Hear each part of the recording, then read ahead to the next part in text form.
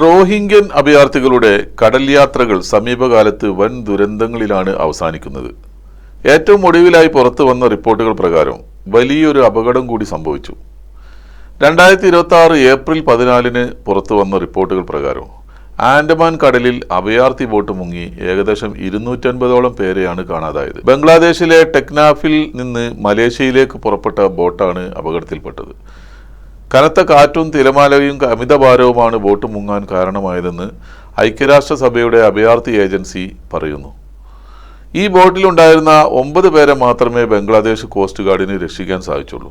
ഇനി മുൻ വർഷങ്ങളിലെ പ്രധാന മരണക്കണക്കുകൾ നോക്കാം. 2025 നവംബറിൽ ആൻഡമാൻ കടലിൽ ഉണ്ടായ അപകടത്തിൽ 21 പേർ മരിക്കുകയും നിരവധി പേരെ കാണാതാവുകയും ചെയ്തു. 2025 മാത്രം 600-ലധികം ആളുകൾ കടലിൽ വെച്ച് മരണപ്പെടുകയോ കാണാതാവുകയോ ചെയ്തതായി UNHCR കണക്കുകൾ പറയുന്നു.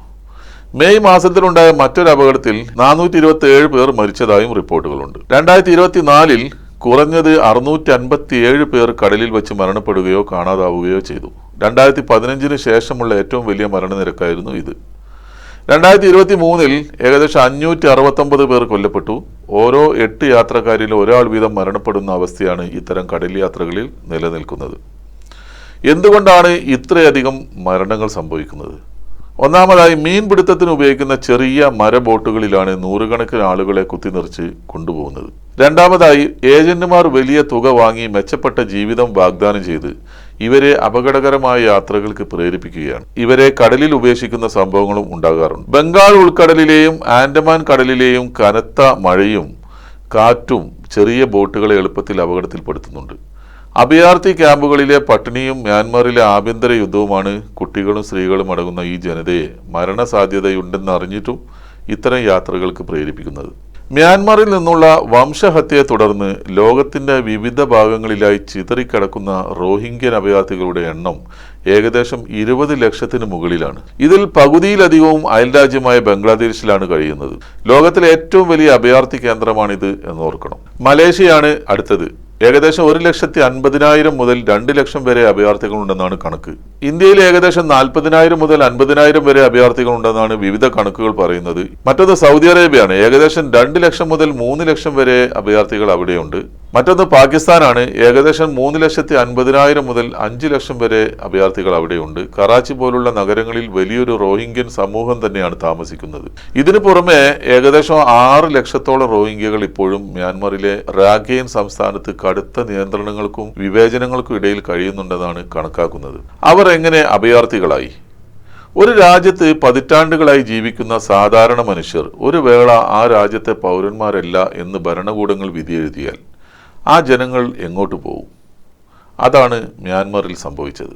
1824 മുതൽ 1948 വരെ 100 വർഷത്തിലേറെ ഉണ്ടായിരുന്ന ബ്രിട്ടീഷ് ഭരണകാലത്ത് മ്യാൻമറിനെ ഇന്ത്യയുടെ ഒരു പ്രവിശ്യയായാണ് ബ്രിട്ടീഷുകാർ ഭരണം നടത്തിയിരുന്നത്. അതായത് ഇവയെല്ലാം ഒരേ ബ്രിട്ടീഷ് ഇന്ത്യ തന്നെയായിരുന്നു. അതുകൊണ്ട് തന്നെ അന്നത്തെ കാലത്തെ ഇന്ത്യൻ പ്രദേശങ്ങളിൽ നിന്നും ബംഗ്ലാദേശിൽ നിന്നും തൊഴിൽ തേടിയും മറ്റുമായി മ്യാൻമർ എന്നറിയപ്പെടുന്ന പ്രദേശത്തേക്ക് ഗണ്യമായ അളവിൽ തൊഴിലാളികളുടെ കുടിയേറ്റമുണ്ടായി. സ്വാതന്ത്ര്യാനന്തരം മ്യാൻമറിൽ വന്ന സർക്കാർ ബ്രിട്ടീഷ് ഭരണകാലത്ത് നടന്ന ഈ കുടിയേറ്റങ്ങൾ നിയമവിരുദ്ധമാണെന്ന് കണക്കാക്കി. ഈ അടിസ്ഥാനത്തിലാണ് ഭൂരിപക്ഷം റോഹിംഗ്യകൾക്കും പൗരത്വം നിഷേധിക്കുന്നത്. ഹ്യൂമൻ റൈറ്റ് വാച്ച് 2000 പുറത്തിറക്കിയ റിപ്പോർട്ടിൽ ഇക്കാര്യം പറയുന്നുണ്ട്. 1968 മ്യാൻമറിൽ നടന്ന സൈനിക അട്ടിമറിക്ക് ശേഷം റോഹിംഗ്യകളുടെ വിഷയത്തിൽ കാര്യമായ മാറ്റം വന്നു. എല്ലാ പൗരന്മാർക്കും ദേശീയ രജിസ്ട്രേഷൻ കാർഡുകൾ ലഭ്യമാക്കിയപ്പോൾ റോഹിംഗ്യകൾക്ക് വിദേശ തിരിച്ചറിയൽ കാർഡുകൾ മാത്രമേ നൽകിയുള്ളൂ. അത് അവർക്ക് പിന്തുടരാവുന്ന ജോലികളും വിദ്യാഭ്യാസ അവസരങ്ങളും പരിമിതമാക്കി. 1982 പുതിയ പൗരത്വ നിയമം പാസാക്കിയതിലൂടെ റോഹിംഗ്യകൾ സംസ്ഥാനരഹിതരായി. നിയമപ്രകാരം റോഹിംഗ്യകളെ രാജ്യത്തെ 135 വംശീയ വിഭാഗങ്ങളിൽ ഒന്നായി അംഗീകരിച്ചില്ല. നിയമം 3 തരത്തിലുള്ള പൗരത്വം സ്ഥാപിച്ചു.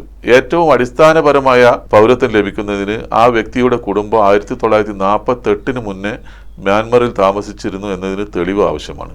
പല റോഹിംഗ്യകൾക്കും അത്തരം രേഖകൾ കൈവശമില്ലാത്തതിനാൽ അവർക്ക് പൗരത്വം നിഷേധിക്കപ്പെട്ടു.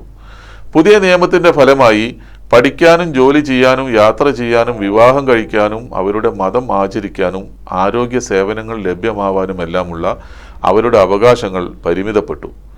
റോഹിംഗ്യകൾക്ക് വോട്ട് ചെയ്യാനുള്ള അവകാശവും ഇല്ലാതായി. കൂടാതെ അവർക്ക് മെഡിക്കൽ നിയമം പോലുള്ള ചില തൊഴിലുകളിൽ പ്രവേശിക്കുന്നതിനോ അത് ലഭ്യമാവുന്നതിനോ പരിധി നിശ്ചയിക്കപ്പെട്ടു. ചുരുക്കി പറഞ്ഞാൽ അവർ രാജ്യത്തെ രണ്ടാം തരം പൗരന്മാരായി, രാജ്യത്തിന് ഒരു അധികപ്പറ്റായി. ചിലർ ധരിച്ചു വച്ചിരിക്കുന്നത് അവർ ആ രാജ്യത്ത് ബോധപൂർവം അതിക്രമിച്ച് കയറിയതാണ് എന്നാണ്. നമ്മൾ മഹാരാഷ്ട്രയിലും ബംഗാളിലുമൊക്കെ പോയി താമസിക്കുന്നതിന് ഇപ്പോൾ നിയമ തടസ്സമില്ല. എന്നാൽ അങ്ങനെ അനവധി വർഷങ്ങൾക്ക് ശേഷം കുടുംബവും കുട്ടികളുമായി ജീവിക്കുമ്പോൾ ആ സംസ്ഥാനങ്ങൾ എന്നെങ്കിലും ഒരു സ്വതന്ത്ര രാജ്യമായി മാറിയാൽ നമ്മൾ അവിടെയുള്ള കുടിയേറ്റക്കാരായി മാറുന്നു. എന്നാൽ തിരിച്ചിങ്ങോട്ട് തന്നെ വരാനോ ഇവിടുത്തെ പൗരനാണെന്ന് തെളിയിക്കാനോ രേഖയില്ലെങ്കിൽ നമ്മളെ തിരിച്ചു കയറ്റുകയുമില്ല. നമ്മൾ രാജ്യമില്ലാത്തവരായി മാറുകയാണ് അനന്തരഫലം. അപ്പോൾ സ്വാഭാവികമായ ഒരു ചോദ്യമുണ്ട്, പഴയ പൗരത്വ രേഖ കാണിച്ചാൽ പോരെയെന്ന്. ബ്രിട്ടീഷ് ആധിപത്യത്തിൽ നമ്മൾക്കെങ്ങനെ പൗരത്വ രേഖയുണ്ടാകും? ആർക്കും വേണ്ടാത്ത ആ പാവങ്ങളുടെ ജീവൻ പൊലിയുമ്പോൾ ഒരിറ്റു കണ്ണുനീരെങ്കിലും പൊഴിക്കാൻ അല്പം ചരിത്രം അറിയുന്നതിലൂടെയെങ്കിലും നമുക്ക് സാധിച്ചേക്കാം. സ്വാതന്ത്ര്യത്തിന് ശേഷം എത്രയോ വർഷങ്ങൾക്ക് ശേഷമാണ് ജനന രജിസ്റ്റർ പോലും രേഖപ്പെടുത്താൻ തുടങ്ങിയത്. എന്നിരിക്കെ എന്ത് പൗരത്വം, ഏത് പൗരത്വം? ഈ യാഥാർത്ഥ്യങ്ങളിലൂടെയാണ് പട്ടിണി കിടന്ന് മരിക്കുന്ന ഒരു ജനതയുടെ നിസ്സഹായത നമ്മൾ നോക്കിക്കാണേണ്ടത്.